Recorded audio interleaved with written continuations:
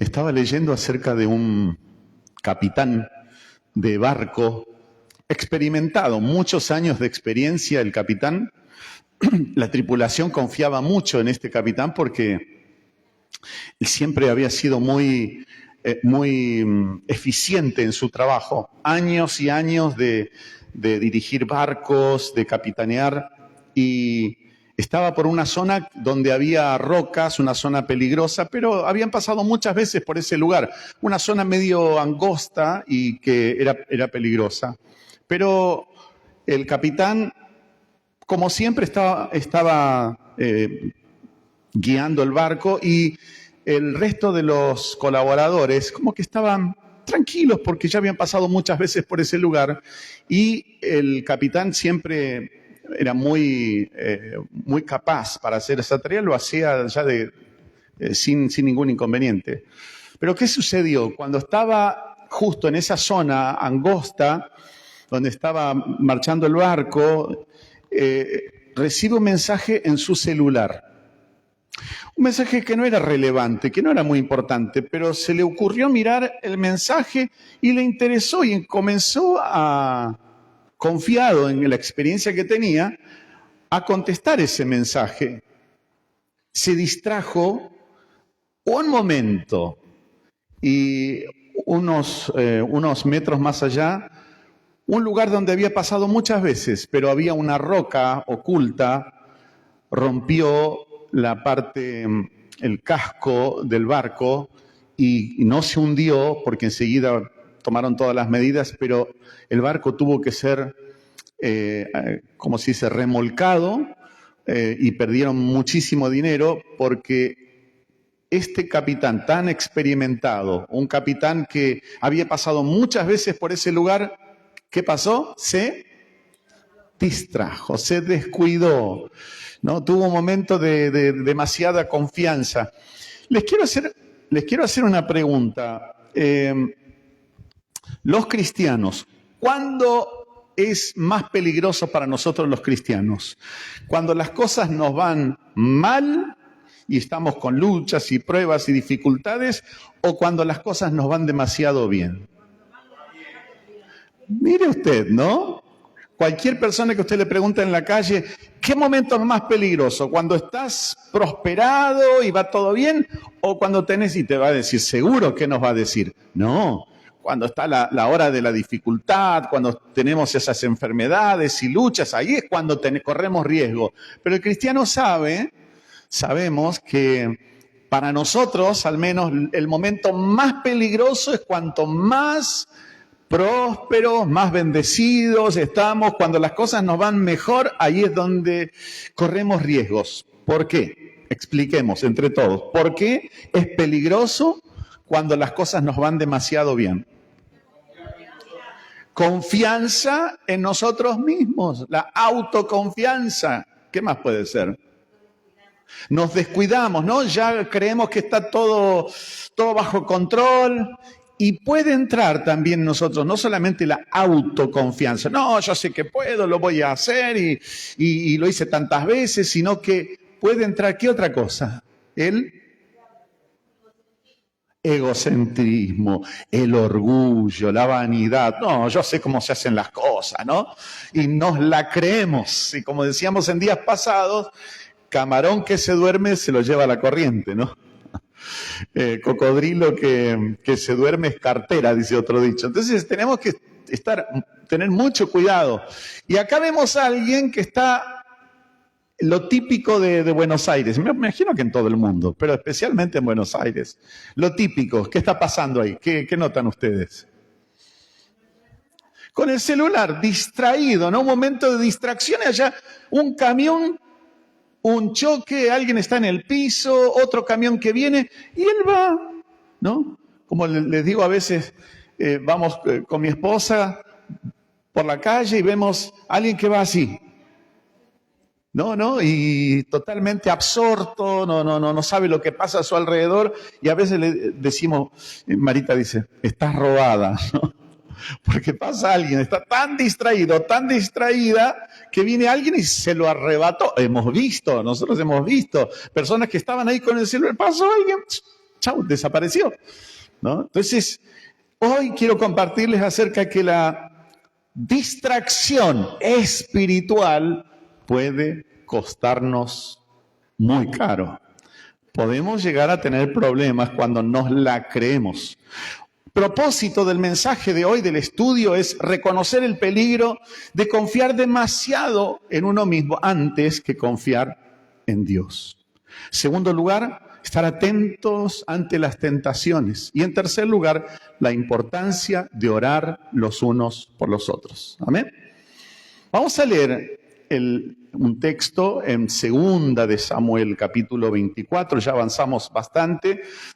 Hubiéramos estado todo el resto del año si seguíamos con Samuel, porque había un montón de historias, pero quise tomar específicamente algunas historias que nos dan una enseñanza muy, muy clara. En este caso, vamos a ver un mover de Dios y una respuesta, una actitud de David en este caso, y las consecuencias. Podríamos decir las consecuencias, si queremos cambiar el título, podríamos decir las consecuencias de estar distraídos espiritualmente. Tiene consecuencias para nosotros y lamentablemente para otras personas. 2 de Samuel, capítulo 24, versículo 1. Y preste atención al texto, qué es lo que nos describe, qué es lo que nos dice el texto, porque es muy interesante y vamos a hacer aclaraciones. Estamos en tiempo de estudio bíblico. Dice, preste atención al texto, volvió a encenderse la ira de Jehová contra Israel e incitó a David contra ellos, contra el pueblo rebelde, a que dijese, ve, haz un censo de Israel y de Judá. Cuando habla de Israel y de Judá, está hablando de las 12 tribus. ¿Se acuerdan? Siempre menciono que Israel estaba dividido en una época. ¿Cuántas tribus al norte? 10. Y al sur, 2, ¿no? Judá y Benjamín. Entonces vuelvo al texto. Dice, ve, haz un censo de Israel y de Judá. Y dijo el rey a Joab, el general del ejército que estaba con él, recorre ahora todas las tribus de Israel, desde Dan hasta Beerseba, y haz un censo del pueblo para que yo sepa el número de la gente. Joab respondió al rey, añada Jehová tu Dios al pueblo 100 veces tanto como son, y que lo vea mi señor el rey. Mas, ¿por qué se complace en esto mi señor el rey? No le cayó bien al general del ejército, con respeto, pero se nota que le dijo eso y el rey insistió. Pero la palabra del rey, obviamente, prevaleció sobre Joab y sobre los capitanes del ejército. Habrá dicho, es una orden, vamos a trabajar. Salió pues Joab con los capitanes del ejército de delante del rey para hacer el censo del pueblo de Israel. Y Joab dio el censo del pueblo al rey. Y fueron los de Israel 800,000 hombres fuertes que sacaban espada, y los de Judá 500,000 hombres. Después que David hubo censado al pueblo, le pesó en su corazón. ¿Por qué será esto?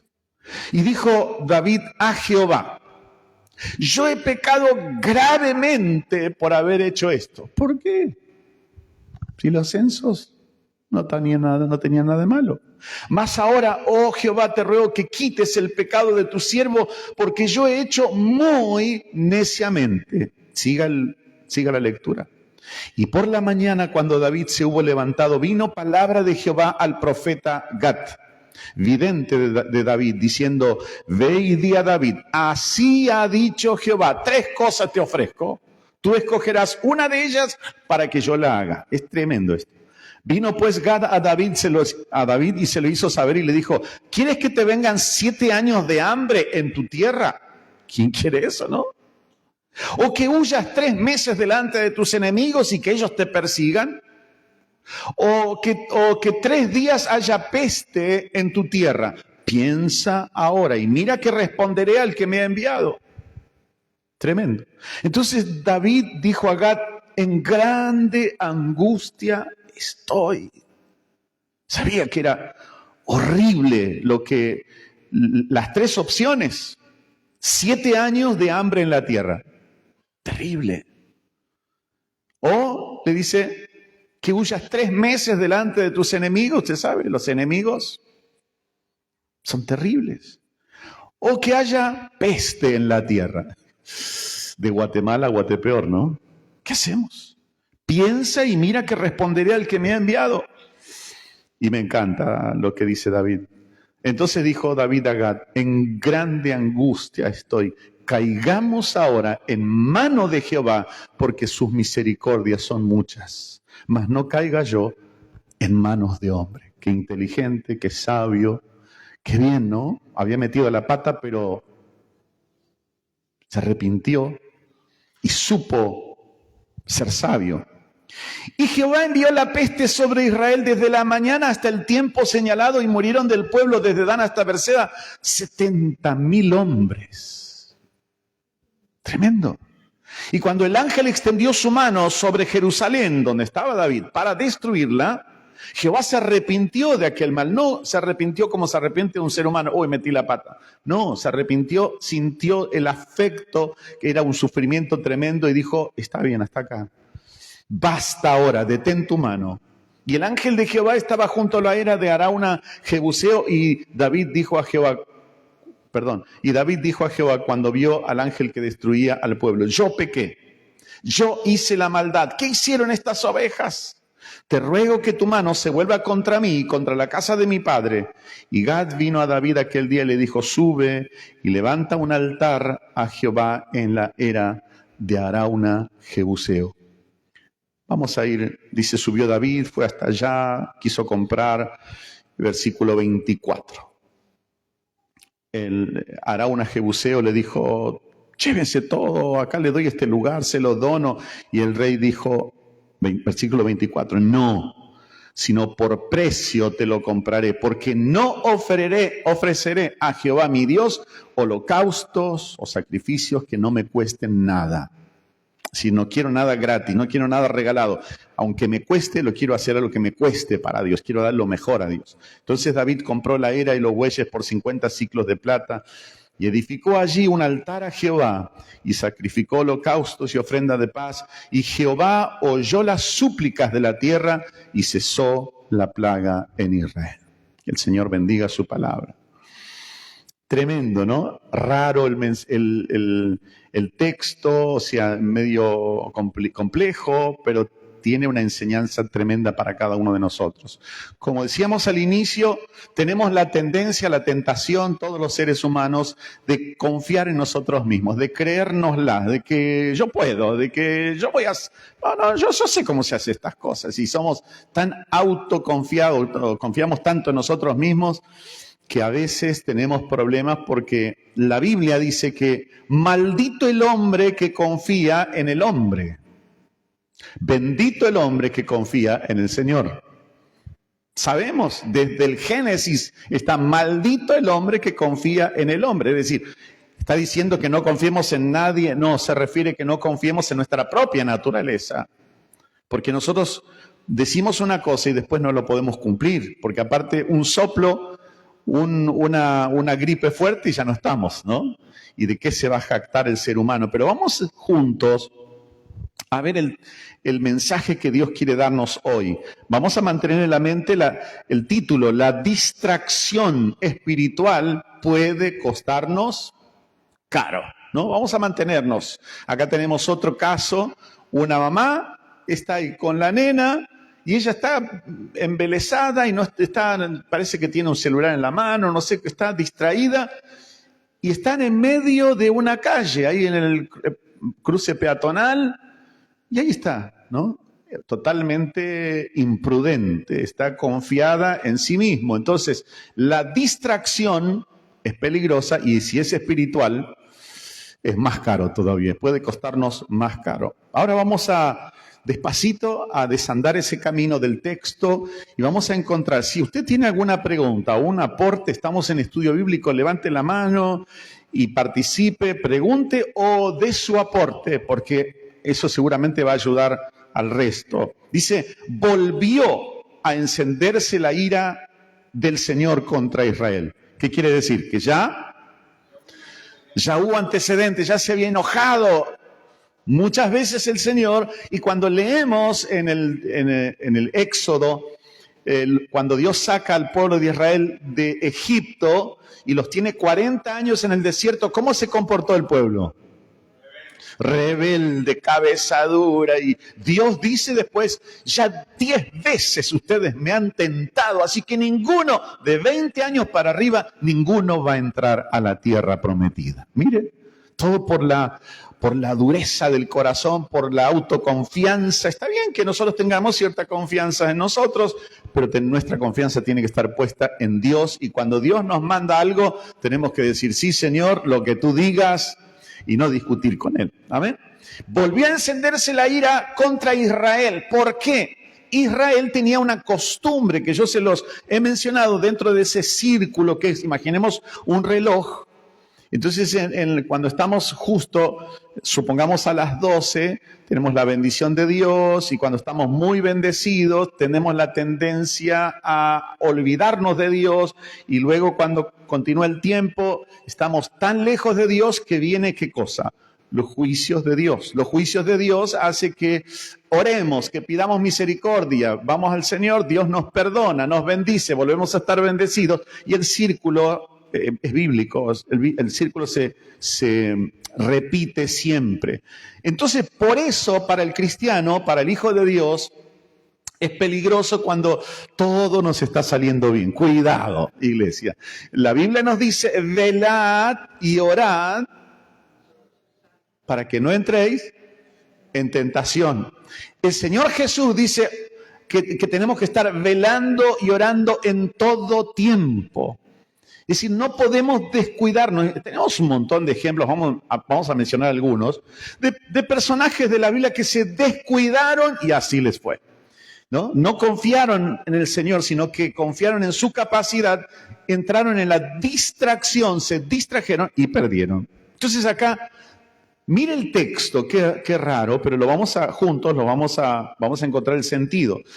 Dios estaba enojado otra vez con Israel e incitó a David contra ellos a que dijese, ve, haz un censo de Israel y de Judá, sabiendo que el censo no estaba bien. Y vamos a ver por qué.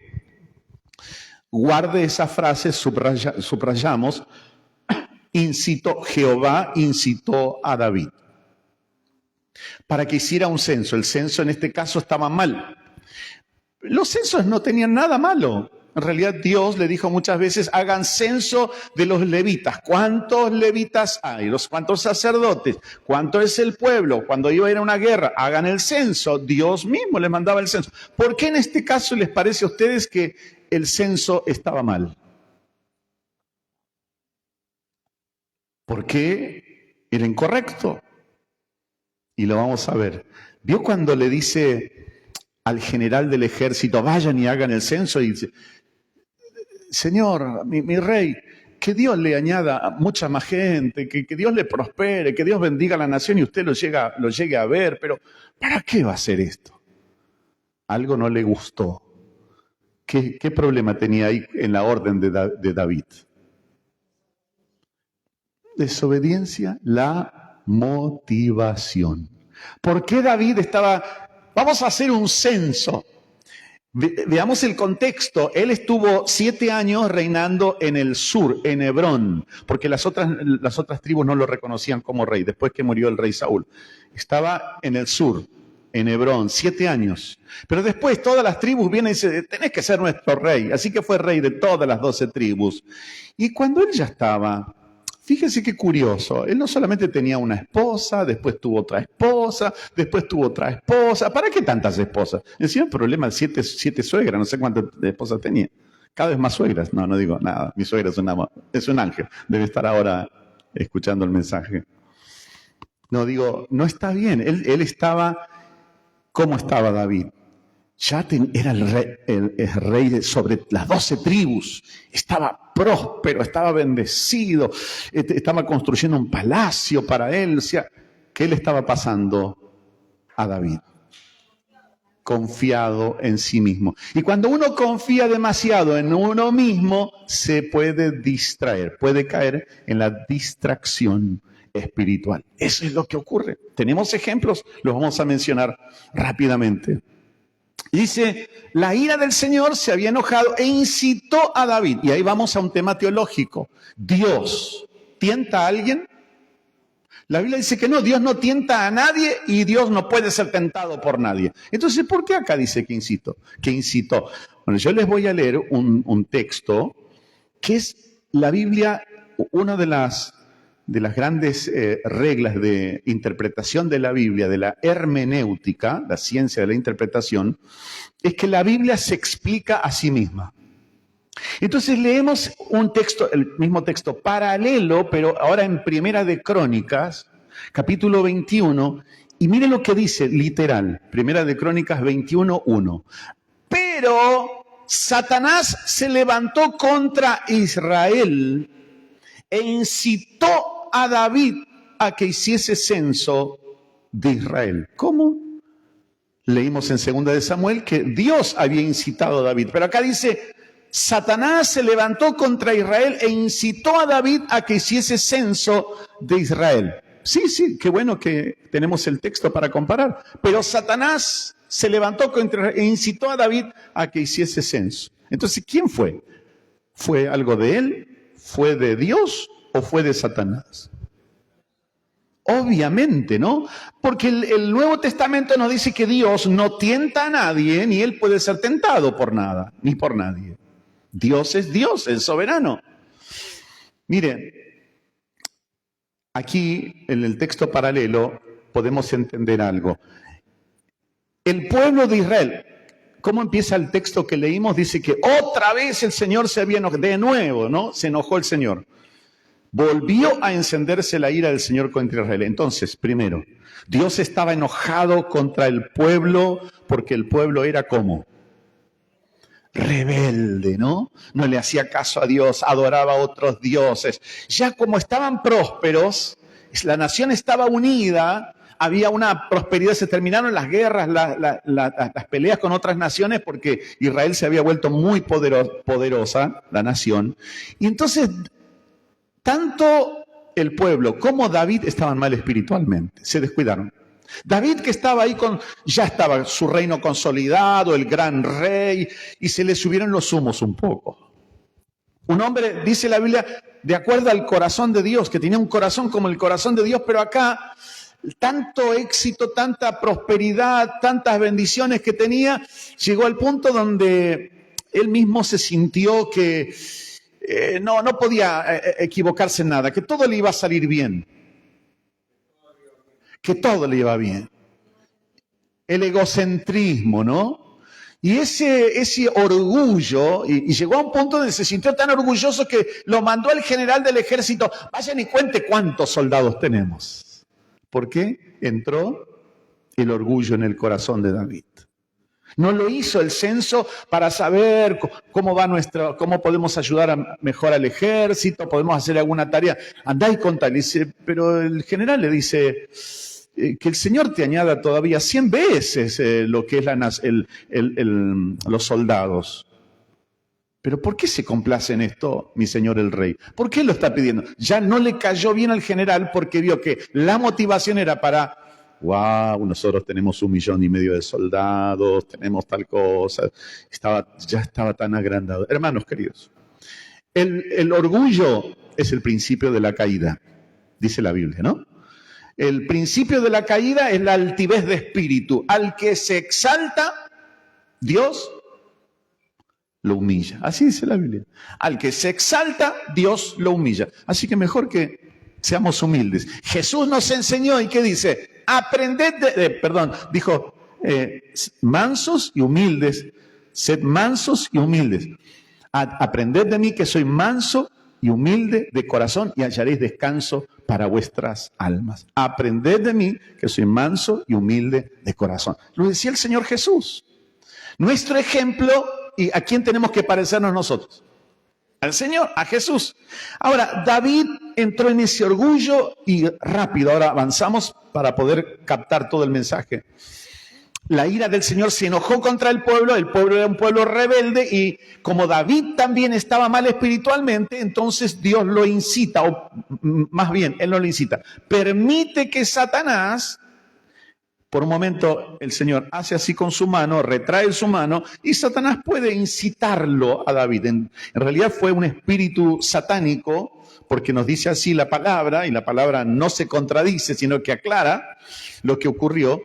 Fue el diablo que incitó a David para que hiciese un censo que desagradara al Señor. Y Dios lo permitió porque lo que el Señor quería hacer, ¿qué era? Dar una lección, una enseñanza a la nación. Porque, ¿qué es lo que pasa? Dice la Biblia, el padre que ama a su hijo, ¿qué hace? Lo disciplina. Y si se nos deja sin disciplina, dice la Biblia en Hebreos, nos convertimos como si no somos hijos genuinos, verdaderos, como que no somos valorados cuando no actuamos para disciplinar. Es más, los psicólogos mismos hoy dicen que los chicos desean y necesitan, ¿qué cosa? Límites. Ellos lo piden, lo necesitan para saber de dónde hasta dónde. Y cuando los padres le dicen, no, haz lo que quieras. Los chicos van a... Yo les conté de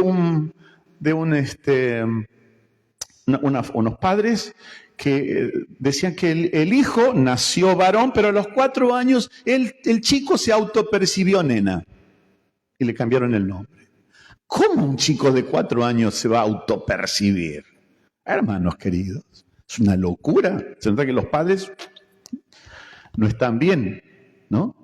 Entonces, el diablo lo que quiere hacer, ya sabemos, es hurtar, matar y destruir. Es el plan, robarnos la paz, robarnos la salud, robarnos las fuerzas, tener peleas en la familia, tener peleas en el trabajo, o sea, robarnos la tranquilidad y la paz. Ahora, David entró, cayó en el orgullo y Dios dice, no puedo dejar a mis hijos de esta manera porque se van a perder. Así que por un momento el Señor retrae su mano y el enemigo de nuestras almas, Satanás, incitó a David para que haga el censo y David orgulloso. A ver cuántos soldados tenemos. A ver, ¿no? Agrandado, porque pensaba, ahora todas las naciones nos van a tener miedo porque somos muchos, más de 1 millón de soldados y todo esto. Y no le agradó al Señor. Como consecuencia, pero fíjese cómo el Espíritu Santo obra. David, un hombre de acuerdo al corazón de Dios, después que da la orden y salen los soldados y empiezan a... Él estaba distraído, estaba ahí con sus fiestas en el palacio, distraído totalmente, ya no estaba adorando a Dios, en comunión con Dios. ¿Y qué sucedió cuando estaba ya en marcha el censo y ya iban a distintos lugares y localidades a hacer el censo? ¿Qué le pasó a David en un momento? Sí, dice... Después que David hubo censado al pueblo, le pesó en su corazón. Cuando le traen el número, hay 1.300.000 o algo más soldados, le pesó en su corazón. ¿Qué hice? Estaba distraído. Metí la pata, en otras palabras. Y dijo David al Señor, yo he pecado gravemente. Presta atención, gravemente por haber hecho esto, mas ahora... Oh Jehová, te ruego que quites el pecado de tu siervo, porque yo he hecho muy neciamente. Y uno diría, bueno, el Señor le hubiera dicho, te perdono, y ya está. Y colorín colorado, esta historia se ha terminado. ¿Es así? Todo hecho tiene una consecuencia, para bien o para mal. Y la desobediencia tiene sus consecuencias. No es que, ay Dios, perdóname, y ya está. Pensemos lo siguiente, Dios es misericordioso, Dios es bueno, Dios es amor. Entonces la gente dice, bueno, si Dios es amor, yo le pido perdón y Dios me tiene que perdonar. Bueno, Dios nos perdona por medio de la obra del Señor Jesucristo, pero si Dios dice, no metas tu mano en el fuego, en el horno hay una parrilla, no metas la mano. Y metes la mano, te vas a quemar. Y después le pedís perdón a Dios. Dios, perdóname porque no cuidé este templo que es tuyo, este cuerpo que me diste. Y el Señor dice, te perdono. pero la mano está quemada. Las consecuencias quedan, por más que Dios nos perdone. Entonces dijo, he pecado gravemente, perdóname. Y sí, el Señor le perdonó, pero le dijo, hay una consecuencia. 3 cosas te ofrezco. ¿Qué hubiera elegido usted? David fue tan sabio, ¿no? Te ofrezco 3 cosas, vas a elegir uno. ¿Querés que vengan 7 años de hambre en tu tierra? Es terrorífico, ¿no? O que huyas 3 meses de tus enemigos y que ellos te persigan, o 3 días haya peste en tu tierra. ¿No le gustó esto de 7 años de hambre? Ya sabía lo que significaba, ¿no? Tanta muerte y terrible. ¿Y huir delante de los enemigos? No, tampoco. Y finalmente, fíjese, o que 3 días haya peste en tu tierra. Piensa ahora y mira que responderé al que me ha enviado. Entonces dijo a David, y me gusta el corazón de David, a pesar de que había fallado como fallamos todos, en grande angustia estoy, estaba arrepentido. Caigamos ahora en manos de Jehová, porque sus misericordias son muchas. Amén. Qué bueno que es nuestro Dios. Le fallamos 1 y 1000 veces, y si pedimos perdón, Dios nos perdona siempre. Así que caigamos en manos de Jehová, que se haga lo que Dios quiera, porque sus misericordias son muchas, mas no caiga yo en manos de ningún hombre, porque Dios es misericordioso, ¿no? Y ahí vino la peste, murieron 70,000, y mire qué corazón de David en un momento ora al Señor y dice, yo pequé, cuando veía que estaban muriendo por la plaga, la gente se moría por la plaga, yo pequé, yo hice maldad, ¿qué hicieron estas ovejas? No eran inocentes las ovejas, pero por causa de él llegó la plaga, porque él lo había elegido, porque era el castigo. Yo pequé, yo hice la maldad. ¿Qué hicieron estas ovejas? Te ruego que tu mano se vuelva contra mí y contra la casa de mi padre. Qué bueno, hermanos queridos. ¿Quién hizo así en un momento que intercedió también delante de Dios por el pueblo? ¿Se acuerdan quién? Moisés, ¿no? El pueblo se había enojado. Estaban en el desierto. No, designemos ahora un capitán, y lo querían apedrear a Moisés. Designemos un capitán y volvamos otra vez a Egipto. Enojados, estamos cansados de comer el maná y todo esto, que este pan que ya nos tiene hartos. Y usted sabe, el Señor es bueno, Él es misericordioso, pero Él es el Señor. Él es el Todopoderoso, así que nadie puede jugar con Dios, ¿no? Designemos un capitán, estaban tan enojados. Y Dios dijo, le habla a Moisés, correte un momento que los voy a destruir a todos y voy a poner mejores personas como pueblo para que vos los guíes. Otra persona que hubiera dicho, qué malos, Señor, qué malos. ¿Y qué hizo Moisés? Se tiró delante de Dios, se postró delante de Dios. Dios, si los vas a matar a ellos, mátame a mí también. Si los vas a sacar del libro de la vida, sácame a mí también del libro de la vida. Eso es amor por su nación, compromiso, habla del corazón. Por eso David era un hombre de acuerdo al corazón de Dios, ¿no? Como Moisés hizo eso, David también hizo. ¿Qué hicieron estas ovejas? Agárratelas conmigo, matame a mí, a mi familia, pero ellos no tienen la culpa. Y en realidad toda la nación estaba mal, incluido David estaba mal. Estaban todos mal espiritualmente. La cabeza está mal, la nación, todos estaban prósperos, así que se olvidaron de Dios. Normalmente pasa muchas veces, hermanos, gente que es prosperada y se olvidan de Dios. La Biblia nos advierte, la Biblia nos habla tantas veces de tantas maneras, cuidado. Cuídate, le dice al pueblo de Israel, cuídate cuando ya tengas tu casa y tengas tus bienes, cuídate de no olvidarte de Jehová tu Dios. ¿Y qué hizo el pueblo? Se olvidó de Dios, lo primero. Y ahí es donde, ay, Diosito querido, después, ¿no? Ayúdame, Señor, porque el enemigo viene, el enemigo de nuestras almas. Así que, hermanos, tengamos en cuenta esto, la distracción espiritual. Cuando nos distraemos, puede costarnos caro. Puede pasarnos cualquier cosa. Acá tenemos una fusión de las dos imágenes y ahí está el distraído, la mujer distraída también, un camión que viene por allá. Nos puede pasar cualquier cosa cuando eso en lo natural, ¿no? Pero en la vida espiritual es lo mismo. Tenemos muchos ejemplos de personas que se descuidaron en su vida espiritual, por ejemplo, un tal Eutico. ¿Se acuerdan quién era un Eutico? Estaba el apóstol Pablo predicando, como lo hacía siempre, y él quería aprovechar bien el tiempo y predicaba, y estaba en un lugar donde había una ventana, alguien estaba escuchando allá, Eutico estaba escuchando y se durmió. Ahí en el segundo piso, estaba escuchando en ese recinto, y de allá dormido, se cae al piso y se murió, Eutico. Estaba escuchando el mensaje. Usted no se duerma por las dudas del mensaje. Si se va a dormir, despierte, pegue un codazo al que está al lado. Eutico se murió, y entonces el apóstol Pablo fue, oró por él, y Dios le volvió a dar la vida. Le dio una nueva oportunidad. No se durmió más Eutico en los cultos, seguro. Sansón, un hombre súper poderoso que tenía tanto poder, tanta fuerza, Sansón, y se descuidó, se enamoró de una mujer que era un caos. ¿Y qué pasó? Le cortaron el cabello, perdió la fuerza porque rompió el pacto con Dios, le arrancaron los ojos y lo llevaron a prisión, y ahí estaba como esclavo. ¿Por qué? Se distrajo, se descuidó, ¿no? Y si cualquiera de nosotros que nos creemos que somos Gardel con guitarra eléctrica, creemos que a mí no me va a pasar, Cuidado, iglesia, nos pasa a cualquiera. Y siempre hay consecuencias. Así que más vale perder todas las cosas de este mundo, pero no perder la comunión con el Señor. Que perdamos cualquier cosa, pero no el amor de Dios, la comunión, el respeto. Que Dios nos ayude. Salomón tuvo 1000 esposas. En realidad tenía 700 esposas y 300 concubinas. Así que tenía 1000 suegras.